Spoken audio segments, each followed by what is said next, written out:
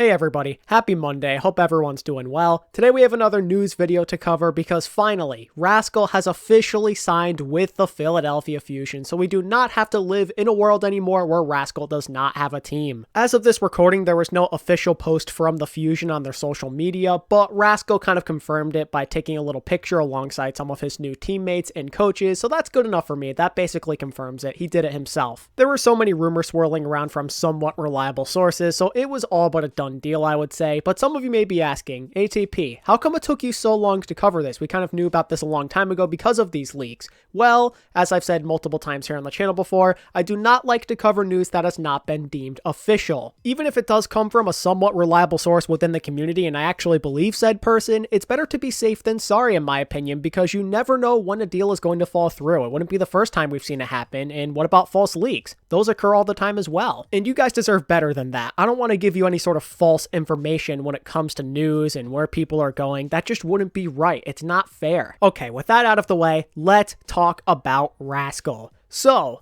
in general, I think it goes without saying that this is a very solid move, and most people are going to be pretty pleased that the Fusion came to this decision. Before Rascal joined the team, the Fusion DPS line on paper was just okay, and that's sadly a downgrade compared to what they were working with last year because they had one of the best rotations in the league in 2020 with Carpe, Hisu, EQO, and of course Ivy. That was pretty nasty. And Carpe, EQO, Shockwave just didn't have the same ring to it. So, Rascal being here is a great sign if you're a Philly fan. I think he kind of opens things up a bit more for the team. It gives you a bit more star power as well. All around, it's a signing that only benefits this team. But some of you may want to know, how come it took Rascal this long to find a new team? So I don't know all of the details in particular, but from what I've heard, Rascal just didn't do all that well in the earlier stages of tryouts during the earlier parts of the offseason. He just wasn't desirable, I guess, but also he was supposedly kind of burnt out as well.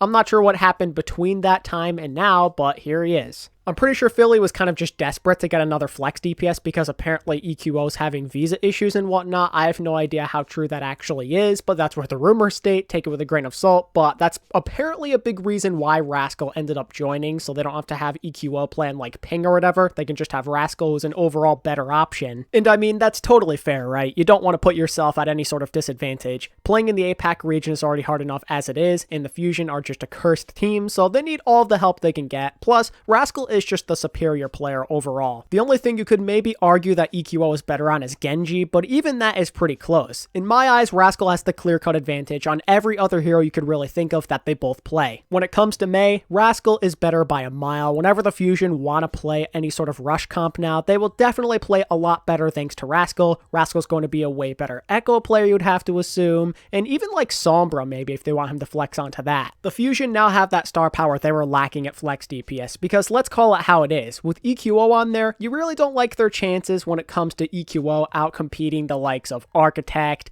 Eileen, Ivy, Fleta. That would be way too difficult for him. He's just not quite at their skill level, but Rascal kind of ensures you have a better chance against them now. Now that kind of leaves Philly with only one kind of like clear-cut weak point when it comes to having superstars. That would be off-tank. Poco's like the only guy on that roster now that really stands out to you as a potential weak point. Everybody else, it looks pretty solid if you ask me. But the thing with Rascal you have to keep in mind, especially if you're a really excited Philly fan, is that how much you see him could be kind of limited. I'm not expecting him to be a full-time starter or anything like that. I'm expecting him more to be in that kind of role he played on the Shock where he's situational. You see him come in probably for control maps, I would say, because that's when a lot of teams like to run Echo and Sombra from what I can tell, so that's a good time to maybe see Rascal, or if like Torb is meta, or if you want to play Rush with Mei, that's when you see Rascal in the game. It gives me very similar vibes to the Shock, where Carpe is kind of like the striker of the team, then Shockwave would be the Once, I guess, and then you have Rascal kind of fill in the holes where they need to be filled. Is that going to upset and annoy some people? Yeah, I'm sure it will, but that's kind of just the sad matter of where flex DPS kind of is, especially for those who are only mostly good at the projectile role, you know? But we should really just celebrate this, you know? Rascal's back in the Overwatch League. Even if he doesn't play all the time, he's still here, and we're going to expect him to play at least sometimes. It might not be as often as you'd like it to be, but he's here. That's the thing that matters the most. One of the best and most consistent flex DPS players we've ever seen at this level gets to stay around. That makes the fans happy, that makes him happy. It's a win-win scenario. Okay, so just one other thing to address real quick before we wrap up. So multiple people have been asking me, what do I think of the Fusion now? What happens now that Rascal's on the team? Do you rate them a lot higher?